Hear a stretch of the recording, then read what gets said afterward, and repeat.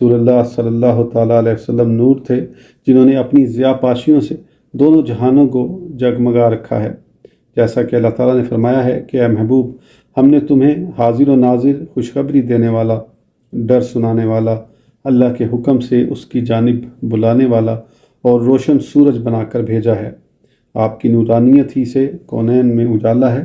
جب آپ کسی راستے سے گزرتے تو اس گزرگاہ کی فضا معطر ہو جاتی، حتیٰ کہ ہر آنے جانے والے کو معلوم ہو جاتا کہ رسول اللہ صلی اللہ تعالیٰ علیہ وسلم کا اس راستے سے گزر ہوا ہے۔ اسی لیے تو یہ کوچہ بسا ہوا ہے۔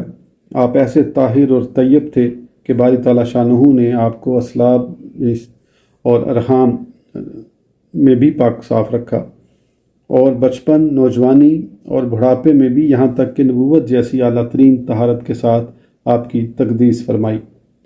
آپ کو قرب خاص کا شرف مرحمت فرمایا